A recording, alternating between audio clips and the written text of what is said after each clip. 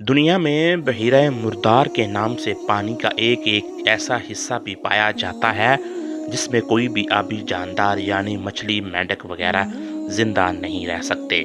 اس کے مغرب میں اسرائیل اور مشرق میں اردن واقع ہے۔ ناظرین کرام، اس کو بحیرہ لوط اور سی سالٹ بھی کہا جاتا ہے اور مدائن سالے کے قریب ہے۔ اس کا پانی ایسا بدبودار ہے کہ کوئی بھی انسان اس کے پاس کچھ منٹ کے لیے کھڑا بھی نہیں ہو پاتا۔ اس کے آس پاس کی بنجر اور صحرائی زمین ہے جہاں زندگی کا کوئی نام و نشان ہی نہیں۔ سائنسدان اور ماہرین کا خیال ہے کہ یہ ایک ایسی زمین ہے جہاں رہتی دنیا کے لیے کوئی انسان کبھی آباد نہیں ہو سکتی۔ قرآن پاک میں ارشاد باری تعالیٰ ہے، ہم نے اس بستی کو صریح و عبرت کی نشانی بنا دیا ان لوگوں کے لیے جو عقل رکھتے ہیں۔ ناظرین گرامی، یہ بستی اور یہ علاقہ کبھی دنیا بھر کی سرگرمیوں کا گہوارہ ہوا کرتا تھا۔ جی ہاں، اس بستی کا نام سدوم تھا، جو ایک سرسبز شاداب علاقہ تھا۔ ہر طرح کی سبزی اور پھل وہاں پیدا ہوتے تھے۔ طرح طرح کے میوہ جات اور ہر قسم کا اناج شہر سدوم میں پیدا ہوتا تھا۔ جدید قسم کا نہری نظام اور چشموں سے یہ بستی بھری پڑی تھی۔ یہی وجہ تھی کہ دوسرے شہروں اور قریبی بستیوں سے لوگ سدوم سیر و تفریح اور کھانے پینے اور مہمان بن کر سدوم آتے۔ شروع میں سدوم کے لوگوں نے مہمانوں کو خوش آمدید کہا اور ہر طرح سے ان کی خدمت کی، لیکن پھر آہستہ آہستہ یہ دن بھی آیا کہ قوم سدوم ان مہمانوں سے تنگ آنے لگی اور سارے لوگ سوچنے لگے کہ کیسے ان مہمانوں کو اپنی بستی میں آنے سے روکا جائے۔ بستی والوں نے ہر قسم کا منصوبہ بنا کر دیکھ لیا، لیکن مہمان اور سیاح اس بستی کی طرف آنے سے نہ رکے۔ پھر ایک دن شیطان ان پر حملہ آور ہوتا ہے اور ایک بزرگ کی شکل میں آ کر قوم سدوم سے مخاطب ہوتا ہے کہ میں تم لوگوں کو ایک ایسی تدبیر بتا سکتا ہوں جس سے تم مہمانوں سے فائدہ بھی اٹھا سکو اور آہستہ آہستہ مہمان اس بستی کا رخ کرنے سے بھی ڈرنے لگیں گے۔ پوری قوم خوشی میں نعرے لگانے لگی۔ وہ بوڑھا کہنے لگا کہ کل کے دن تمہاری طرف جو بھی مہمان آئے تم لوگ زبردستی اس کے ساتھ بد فعلی کرو، اور یہ بد فعلی صرف مہمان مردوں کے ساتھ تمہاری بستی کے مردوں کو کرنی ہے۔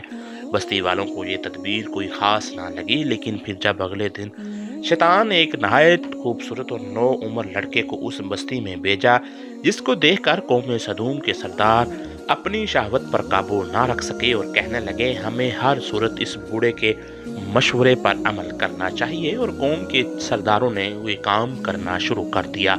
چنانچہ اس طرح شیطان نے قوم سدوم کو یہ کام سکھایا۔ بس پھر اس کے بعد آہستہ آہستہ جیسے جیسے مہمان ان کی بستی میں آتے تو یہ لوگ ان کے ساتھ زبردستی بد فعلی کرتے اور پھر یہ لوگ اس گناہ کے عادی ہو گئے۔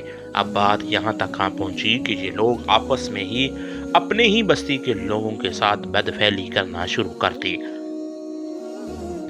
دوسری بستی سے اگر کوئی مہمان آتا تو وہ لوگ اس کو اپنی محفل میں لے جاتے جہاں پر وہ بد فعلی کرتے، اور پھر اللہ تعالیٰ نے اپنے پیغمبر حضرت لوط علیہ السلام کو اس قوم کی رہنمائی کے لیے معبوس فرمایا۔ ناظرین، حضرت لوط علیہ السلام حضرت ابراہیم علیہ السلام کے بھتیجے تھے اور عراق کے شہر بابل کے رہنے والے تھے۔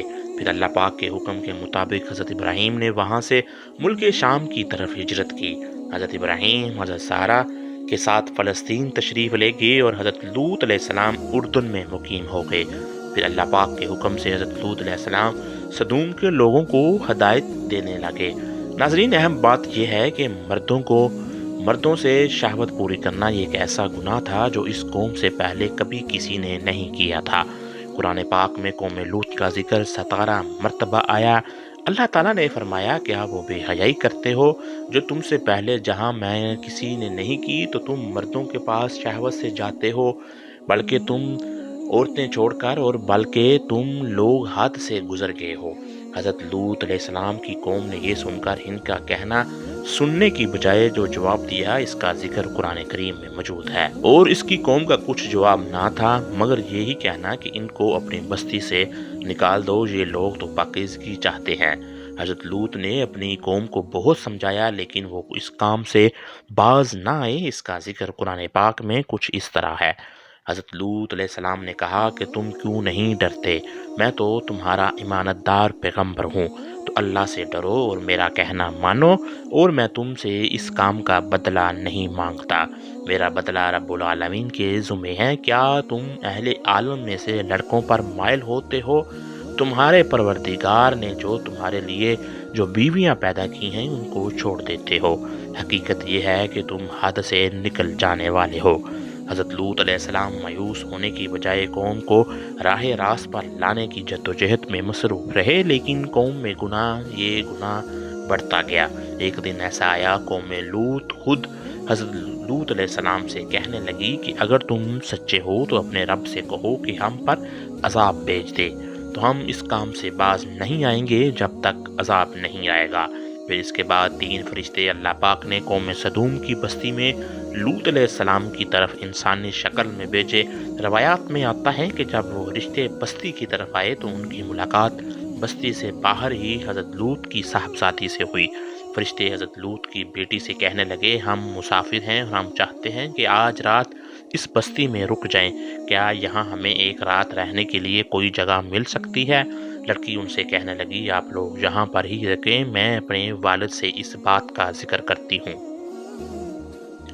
لڑکی حضرت لوط علیہ السلام کے پاس آئی اور پریشانی میں کہنے لگی، ابا جان، بستی کے کنارے پر میں نے 3 انتہائی خوبصورت نوعمر لڑکے دیکھے جو ہماری بستی میں رات رکنا چاہتے ہیں، اور میں نے ان کو بستی کے باہر رکنے کا کہا ہے، کیونکہ اگر ان کو بستی کے لوگوں نے دیکھا تو وہ ان لڑکوں کے ساتھ بھی ایسا ہی سلوک کریں گے جیسا کہ یہاں پر عام ہے۔ خیر، حضرت لوط علیہ السلام بستی کے کنارے گئے، ان انسانی شکلوں والے فرشتوں کو چھپ چھپا کر اپنے گھر لے آئے۔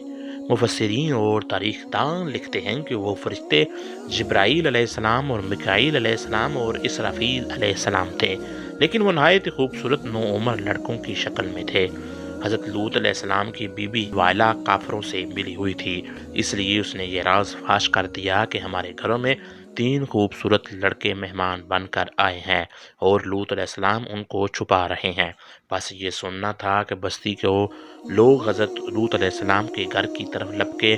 اللہ پاک قرآن میں فرماتا ہے، اور جب قوم دوڑتی ہوئی ان کے پاس پہنچی، یہ لوگ پہلے ہی سے برے کام کیا کرتے تھے، تو لوط علیہ السلام نے کہا، اے قوم، یہ جو میری قوم کی لڑکیاں ہیں یہ تمہارے لیے جائز اور پاک ہیں، اللہ سے ڈرو اور مجھے میرے مہمانوں کے بارے میں رسوا نہ کرو، کیا تم میں سے کوئی بھی شائستہ آدمی نہیں؟ حضرت لوط علیہ السلام کی بات سن کر وہ لوگ بولے، اے لوط، کیا ہم نے تم کو سارے جہان کی حمایت اور طرفداری سے منع نہیں کیا تھا؟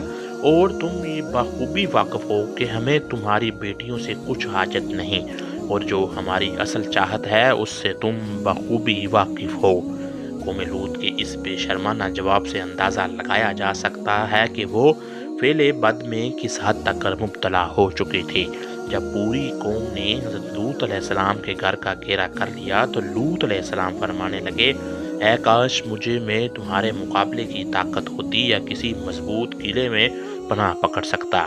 جب فرشتوں نے حضرت لوط علیہ السلام کو افسردہ دیکھا تو کہنے لگے، ہم کوئی انسان نہیں ہیں بلکہ ہم فرشتے ہیں، آپ کے رب کے حکم سے اس قوم پر عذاب لے کر آئے ہیں۔ اس کے بعد فرشتے حضرت لوط علیہ السلام سے کہنے لگے کہ آپ اور آپ کی آل اولاد آج رات ہی اس بستی کو چھوڑ کر چلے جائیں، اور اپنے رب کا یہ حکم یاد رکھیے گا کہ جب اس بستی پر عذاب نازل ہو رہا ہو اور تم لوگ اس کو چھوڑ کر جا رہے ہو تو کوئی بھی پیچھے مڑ کر مت دیکھیے گا۔